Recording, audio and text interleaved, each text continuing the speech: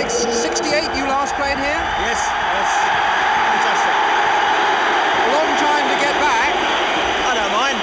It's the only one I haven't got, so I'll settle for that. Really is important to complete the set now, is Well, it? it'd be magnificent if we win, yeah. Great. You expecting a hard afternoon? I hope not. But there again, you know, it's a job, we've got to do it. Lou Macari, you all have seen this all before with Celtic. Is this very different or much the same? Well, this is something similar to what I've been used to, and you know, footballers love it. We love coming here, all our supporters here, and the only thing we've got to do now is win. We owe them something, and it's out here today. We've got to try and do it. What about the young lads on the side? How have they been coping? Well, they're all saying they're not nervous and that, but you know, I've played here before. I played in Scotland before, and I'm a bag of nerves. So I think they're kidding everyone on. Good luck, Lou Macari and Alex Stepney. And here are the underdogs. Southampton, also very smartly suited there. Their crowd are at the tunnel end, so maybe they won't advance too far into Manchester United territory at this moment. They're just delighted to be where they are and wondering if this is going to be the real day of their lives. Laurie McMenemy just giving a big wave to Jackie Charlton up here. Bobby Stokes there reading a telegram.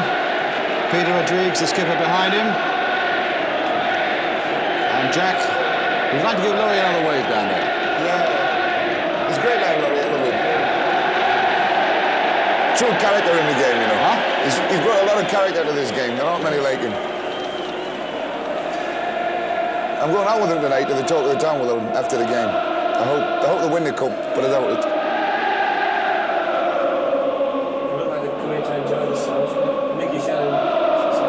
To him at all. He's been here so many times, and I think he'll enjoy it and save the atmosphere.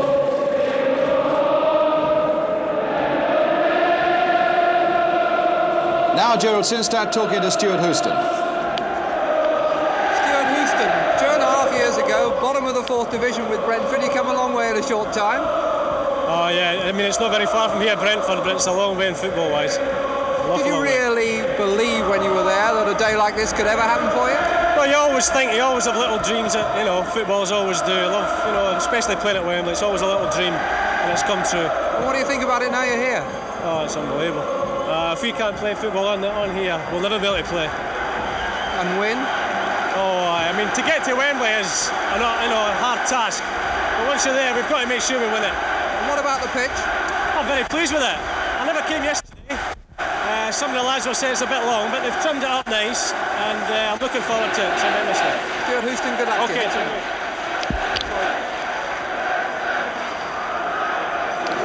Well, this is the man that last night we were talking about, Peter Osgood.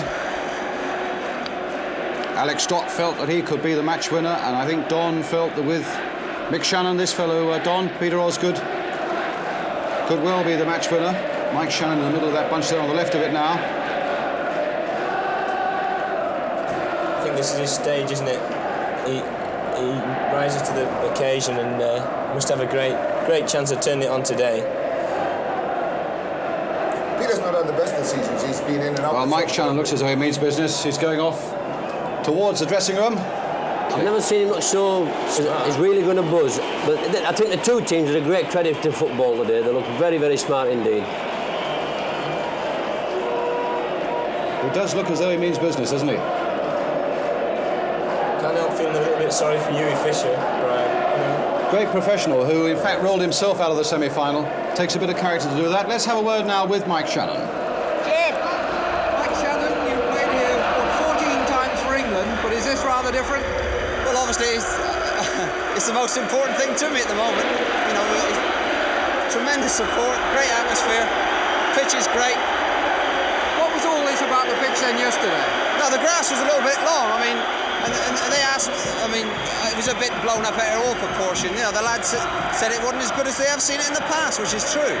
You know, I mean, But it's all right now. Oh yeah, pitch is, it's better than we've been playing on for the last 6 months. And what's the atmosphere been like on the coach coming?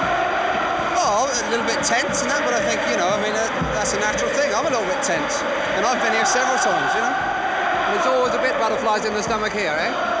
Well, it's a bit special, isn't it? I mean, you know, it's a game and we got to win it. That's the most important thing. Mike Shannon, good luck. Thank you very much.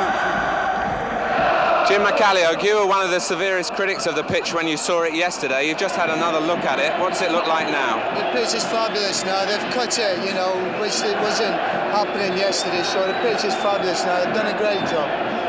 What was it about it yesterday that you didn't like? Well, it was about an inch thick, but now they've took 3/4 of an inch off of it, and it's just right now. It'll suit your style and suit those long passes. Yes, well, no complaints with pitch now at all. You were telling me earlier that although people talk about Wembley's open spaces, it's a little bit narrow, long but narrow. Yes, it's quite deceiving. It's a long pitch, but width-wise it's narrow, yeah. You can overshoot the passes a little bit. You've been here a couple of times before. Just behind us is a goal that you scored in, I think.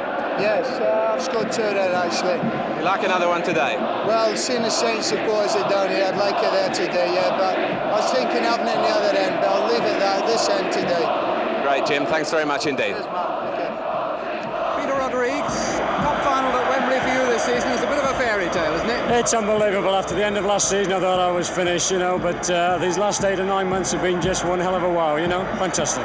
How much difference has it made to you suddenly to come up on the crest of a wave like this? It's something special, you know, to hear the fans behind you, it's just something special. But then earlier in the season there was all this talk about no support for Southampton. Where have they all come from? I tell you what, I've seen a few up there, I don't know where the heck they've come from, just don't know. A lot of red and white from Manchester there. Yes, well, they've got some tickets somehow, I don't know how they got them, but they're going to contend with a bit of shouting up there today. Now what kind of game is this going to be? I hope it's a cracker. I hope it's a cracker for everybody's sake.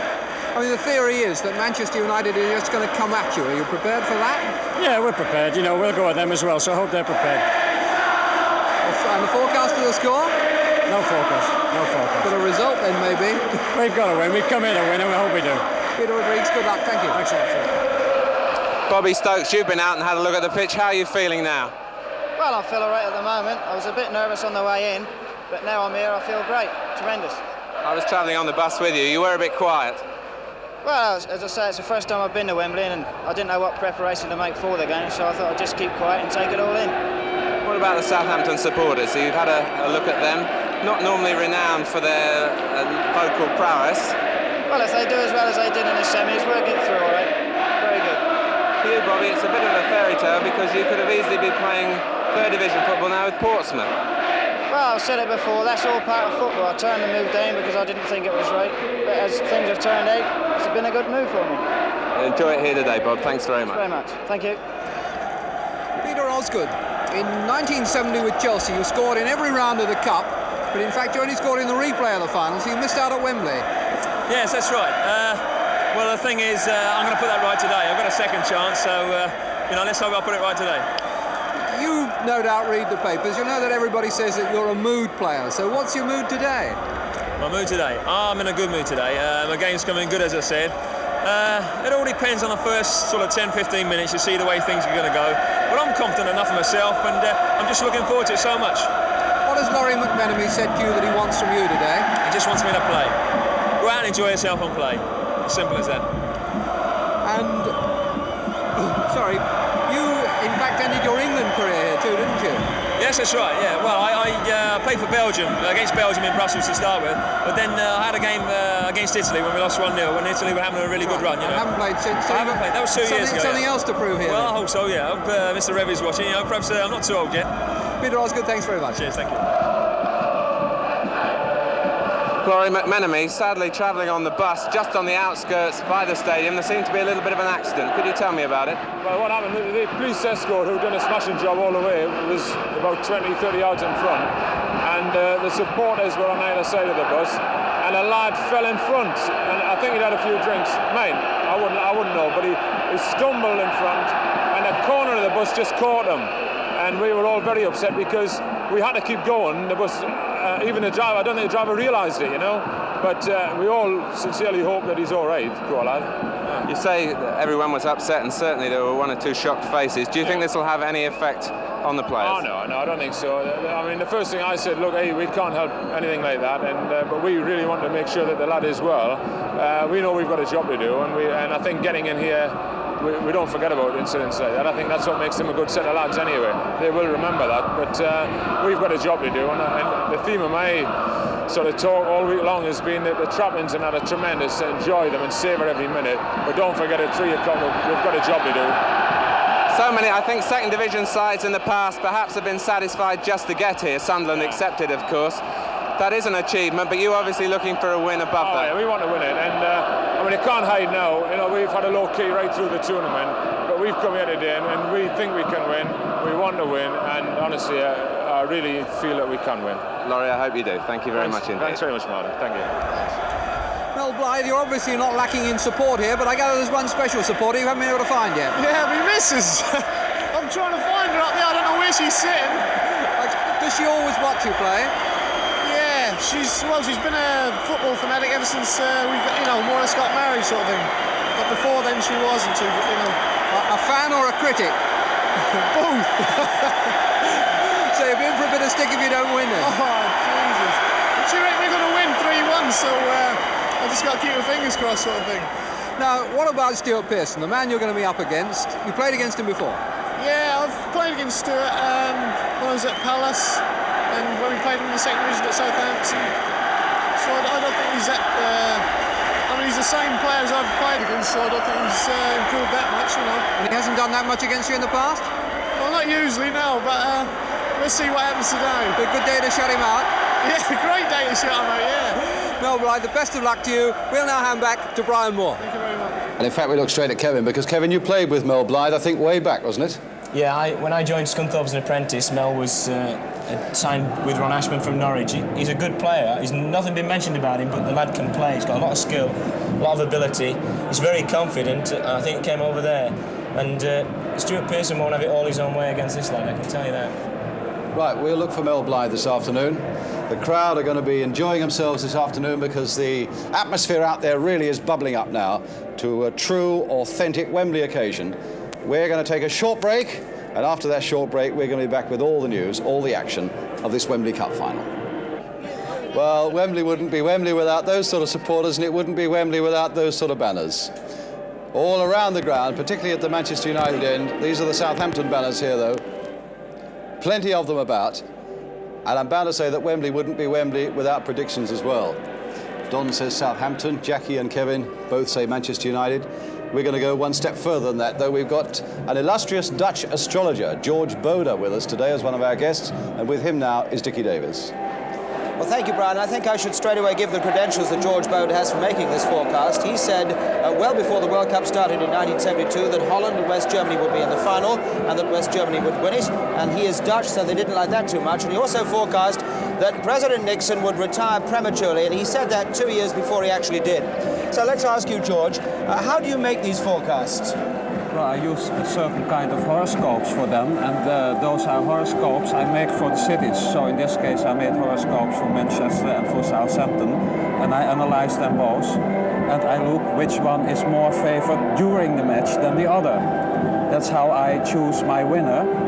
Let me just come in here, because I gather you did forecast that the ground was not going to be in good condition. There were complaints about the ground. What did you say? Well, I said that the playing would not be too brilliant because the ground would be in a bad condition, in no condition for brilliant individual playing. Right, well, it just about is now. Can you give us the forecast for the match as we go through first half and second half? Well, yes. Well, for me, there's not a shadow of a doubt that Manchester will win this year's cup. But still there will be plenty of tension, because especially in the first part of the match, until 25 minutes before 4 o'clock, there will be much blunders, near misses might have been, and so on. The ending of the first half will show us some very constructive football, and the probable verdict at half-time will be 1-0 for Manchester. So Manchester will certainly score, you think, in the first half? No, not certainly, because the really vital moment of the game is around 4:15. Yes. And it is so definitely stressed in the horoscopes that we might even expect 2 or 3 goals. Right, so what you're saying is that the first half might be disappointing, certainly to start, and in the second half, this is when the climax of the That really is a breakthrough, and I think that after 4:15, the tension will be completely gone, because then it is certain that Manchester will definitely have won. So the last part of the game it's more or less very quiet. And well, I discovered two really important moments for Southampton. That is about after 35 minutes, so that's in the first half, yes. And then just before the ending of the game. But they will probably need an extra injury time to score a goal. That's how I reach my total verdict of 3-1. Right, well, let me ask you to forecast a specific score for the game then, George, too. Can you do that? For this game? Yeah. Well, I think the most probable score will be 3 for Manchester and 1 for Southampton. All right, well, let's just go through that again. We might have a very indifferent start with teams making blunders. There is a chance of a possible Manchester United goal between 11 minutes and 8 minutes in the first half. Southampton will be dangerous halfway through the first half. Southampton may have a near miss somewhere 35 minutes into it. And there may be a 1-0 win at half-time. Yeah, that's... Right, now into the second half, do you think this is the most significant part of the game? Well, I think the most significant part of the game is just exactly at 4:15. Yeah. About maybe 14 minutes or 16 minutes, but around that point. Right, so there could be a Manchester United breakthrough with possibly 2 goals at that point, and Southampton could score 1 goal in injury time. And you say that Manchester United will win by 3-1. That's it. Right, well, you've just said that. I wonder if we could go back and join Brian Moore now to find out what the panel feel about your predictions, Okay, George. yes. Well, you're all fairly practical men and realistic fellas. Do you take much credence by that sort of thing, Don? Well, I've gone for Southampton, but I wouldn't go as far as he's gone. I think anybody who's predicted as correctly as he has, obviously in the past, you've got to listen to him. But I'd love to know how he does this, how he works it out, because well, we if I get asked to tip again, I might get a couple right. We had to give him the foundation date of both clubs and the actual birth date and time of each manager and so on. Jackie, does it impress you? Very much. I think a lot of psychology in it, actually. If you had asked me, I'd have probably agreed. I could have picked it very much similar to the way he's picked it. I think there will be matches that might score early on in the game. Exactly the way he's playing, I think he could be right. I tell you what, viewers now who are going to be watching it with us this afternoon, we've given them an idea of how we thought the game might go, but is there one player in particular, if I can ask each of you, that to watch out for in particular? This fella either will turn the game or he'll give you something to remember from this game. Well, I think Lou Macari holds the key to me. He's a chaser, a runner, he non-stop worker, and he supplies and gets involved in almost everything that happens for Manchester United. So Lou Macari and Manchester, I think they've got to watch Mick Shannon, because I think Manchester will put so many people forward that I agree with the boss that occasionally playing long balls out of the defence, Mick could catch him. And I think his pace, and I've always considered him probably one of the best forward runners with the ball in the game, and I think his pace can tell. If Southampton are going to win, he's going to win it for him on his pace through. The point that we were talking about last night, Jack, was the way Manchester United play the offside trap. But although Mick himself doesn't play that awfully well, he doesn't time his runs that well. No, but he runs with the ball tremendously well. He's never been a great header of the ball for me, or a great turner with the ball as a front runner. But as a runner, there's not a better in the game, and especially a runner with the ball. And if they try and play offside and they leave Mick enough room and enough time, and he can get on the end of one, he'll leave the out of them. He'll leave them standing. If he gets one-on-one situations on this, you know, it could put Manchester in trouble. Kevin? I agree with Mickey Shannon. He's the one for Southampton for me. He's the one who can turn this game for them. Manchester United, I'm going to go for Stuart Houston. I think he's a lad who's very underrated, and I think people should watch his distribution. I think it's tremendous, especially hitting Stuart Pearson's chest. Tremendous use of the ball, and he's the one I'd pick out. Don? Well, I think that I could make it 3 and go for Mick Shannon, but I think the man today that's going to do an awful lot for Southampton, if he plays how he can play, is Peter Osgood. I think this fella's got tremendous ability and skill to knock balls off at any height, to play balls through. He's good in the air, and if he really puts the work rate with his ability to do, he could do a tremendous job by helping Mick Shannon to get through and behind people. And I must agree with Jack. I think Mick Shannon, running at people with the ball, goes past them and takes them on in 1-against-1 situations, is one of the best I've seen. But we were saying last night that whenever balls are in the middle of the field, then he makes runs through people, and without thinking whether he's going to be played offside or not. And many, many times in the England team already, continental teams have played well against us doing this, and the sweep has moved up quickly, and Mick's been caught many, many times, and it'd be a shame today if he goes too early and too quick. Yeah. I think they'll add Daly for Manchester United for me. As I said, he's the most improved young player I think I've seen this season. He's in every situation, he's coming in getting balls, he's playing them through. He's like Macari, he never stops running. But I think for me, daily for Manchester United. Don, can I throw you a sneaky question and tell me to mind my own business if that's the way? But as an England manager, are you going to be looking for anybody in particular to confirm anything that's already in your mind there today? Are you here, as it were, on an official duty as well? Well, I think you've got to be. I think I've got to look, as the game goes on too. I'm going to enjoy the cup final, but I think I've got to look at players who I've picked in the squad, like Stuart Pearson, Brian Greenough, Gordon Hill, Mick Channon. I think I've got to keep my eye on these four and just see if there's any little things that might help me and help them. Yeah. The lads down there were all saying, we hope it's going to be a cracker, it's going to be a great... I mean, do you see it being a great game today? That's the one thing I would never predict about a cup final. That you just cannot predict it. It can be terrible, it can be great. It takes two sides to contribute as well. I mean, we came here 2 years ago and we thought we played well, but Newcastle played so badly on the day, way above what they're capable of doing, that it really wasn't a good game as such, and it wasn't really anybody's fault. You just can't account for feelings of players and everything. Well, I think Manchester United will do the normal thing. I think they will go forward and attack Southampton. I think they don't know any other way. Southampton play a similar type of game, but whether they'll be allowed to play that game today might be a different matter. And if Southampton congest it all at the back, they might make it a little bit difficult for Manchester United to get room to do what they want to do. Alex Stock was making a point last night, Don, finally, that Southampton have got to fight and, well, he didn't say kick, but they've got to fight and compete and do everything in the first 20 to 30 minutes, not to concede anything at all. Do you see the first 20 minutes as being absolutely vital for Southampton? I think very vital for Southampton, as Jack says. Manchester United is so used to playing in front of big crowds, and the atmosphere at Old Trafford is absolutely tremendous, that Southampton might find this a little bit different after playing in front of 15,000 every week. And if they can get over the first 20 minutes and get over the tension and the legs being a little bit heavy and the breathing coming right, then it might be a big thing for them. So actually, I think Laurie, we're hoping and praying that after 20 minutes it's still 0-0. It doesn't matter if they score first, because Manchester United have proved that they don't care if they give a goal away. They'll go and get another one anyway. Yes. And they'll push forward. And if Manchester score first, the game's over. I think if it's going to be a good game, for me, if it's going to be a good game, I think Southampton have got to score first. I don't know what would happen if Manchester United scored first, whether Southampton's heads would drop. I just don't know. Right. Well, I've been wrong all season. I'm sticking to Southampton. You're almost saying that on the defensive, trying to defy us all now, Don. No, I'm not trying to do that. Trying to convince himself. Well, we'll have to wait and see. The speculation will go on. We're going to take another short break, and when we come back from that break, we're going to soak up some more of this marvellous Wembley atmosphere out there. Stay right with us.